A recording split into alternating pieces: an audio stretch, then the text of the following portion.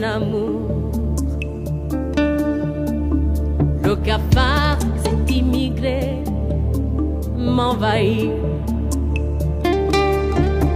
Mon feu de joie s'appauvrit. Longtemps dépendante du secteur pétrolier, l'économie gabonaise s'est considérablement diversifiée ces dernières années. Le Gabon des services, autrefois négligé, est aujourd'hui en pleine expansion. C'est le cas des compagnies d'assurance qui emploient de nombreux Gabonais et participent à hauteur de 4% au PIB national. L'attractivité récente de ce domaine d'activité est due aux efforts de l'État gabonais et la vision d'un homme, le pionnier de l'assurance au Gabon, Édouard Pierre Valentin. Je suis au Gabon depuis près de 40 ans. Après avoir fait les pays suivants, j'ai été en poste en Algérie, j'ai été en poste au Cameroun. Du Cameroun, j'ai été en poste en Tunisie. Et après la Tunisie, j'étais en poste au Gabon.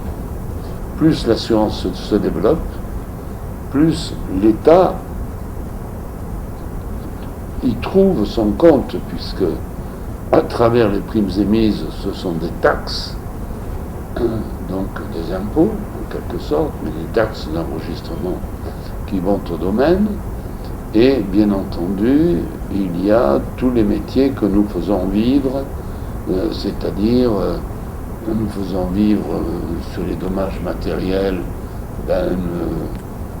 des garages, des ateliers, parce qu'il faut bien construire ou réparer.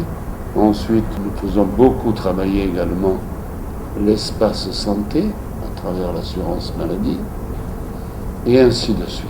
Donc vous voyez que l'apport de l'assurance à l'économie d'un pays est important, puisque même actuellement, j'observe à la lecture de certains articles en Europe, certaines compagnies d'assurance ont pris le contrôle du secteur bancaire, alors qu'autrefois c'était le secteur bancaire qui contrôlait l'assurance. Et bien dans certains pays et sur certains marchés, ce sont les assureurs qui ont pris le contrôle des banques.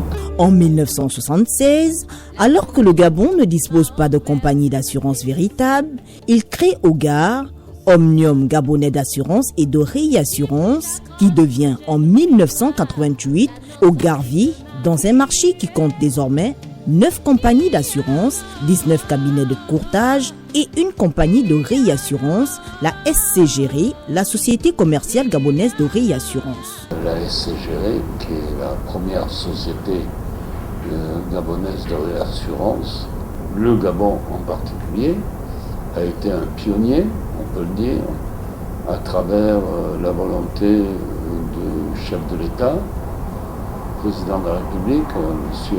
Ali Bongo, qui a favorisé la création de cette société de réassurance. Pourquoi la réassurance? D'abord parce que les assureurs ne peuvent pas conserver tous les risques qu'ils souscrivent. Parce que ça serait un cumul de risques qui serait tel que, en cas de gros sinistre, ils ne seraient pas en mesure de faire face à ces engagements. Donc il faut se réassurer, c'est-à-dire une partie des risques qui sont souscrits, il faut les placer chez des réassureurs. Alors il peut y avoir des réassureurs étrangers, il peut y avoir des réassureurs nationaux. Les réassureurs nationaux, c'est soit une participation à travers les traités de réassurance, soit une participation à travers les primes émises. Malgré son jeune âge, la SCGRE jouit d'une prospérité financière, fruit de son professionnalisme et de sa crédibilité. La SCGRE aujourd'hui, l'assureur national, si on peut le dire comme ça, parce que c'est le seul assureur au Gabon, le seul réassureur au Gabon, mais c'est aussi de façon nationale le seul réassureur en Afrique centrale. Tous les autres réassureurs présents en Afrique centrale qui sont tous localisés à Douala, au Cameroun, ne sont que des filiales ou des bureaux de réassureurs qui sont hors de l'Afrique centrale. Et donc, la mission essentielle de la SCGR au niveau du Gabon, c'est donc de retenir une part de la masse de primes qui allait à l'étranger pour la couverture des engagements des sociétés d'assurance nationales. Et donc, sur ce plan-là, la SCGR mène à bien sa mission. La SCGR a été créée le 22 février 2012. Elle a commencé ses activités à la même époque. Et en 2012, nous avons fait un chiffre d'affaires de plus de 6 milliards 500. Aujourd'hui, en 2014, nous avons bouclé l'exercice à 12 milliards 300. Et nous escomptons sur la même évolution à peu près à approcher des chiffres qui soient supérieurs à ceux-là. Cette vitalité de la SCGR est favorisée par l'adoption du Code CIMA, conférence interafricaine des marchés des assurances, qui rencontre quelques contraintes, notamment en matière de respect de délai de paiement de la prime d'assurance et du montant du capital social des compagnies d'assurance. Il est certain que les autorités tutelles ont imposé des fonds propres ou en tout cas un capital social important, puisqu'ils ont pris comme référence ce qui se pratique au Nigeria, ce qui est de mon point de vue peut-être pas très logique, puisque le marché nigérian par rapport au marché CIMA, il y a probablement un déséquilibre, même s'il n'est pas très important a priori, mais bon, c'est comme ça.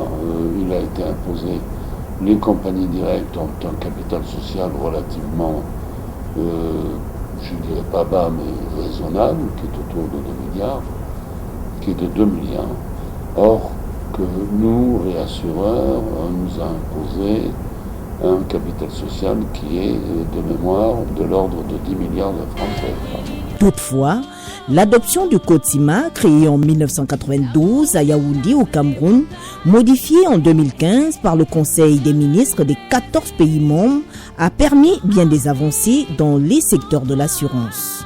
La CIMA, qui a remplacé la SICA, la Conférence internationale des contrôles d'assurance de 1962, a plusieurs objectifs, entre autres, encourager la mise en place de facilitations permettant aux organismes d'assurance opérant dans leur pays d'effectuer des échanges d'affaires par des techniques adéquates. Le Code CIMA, à travers un traité qui réunit 14 pays,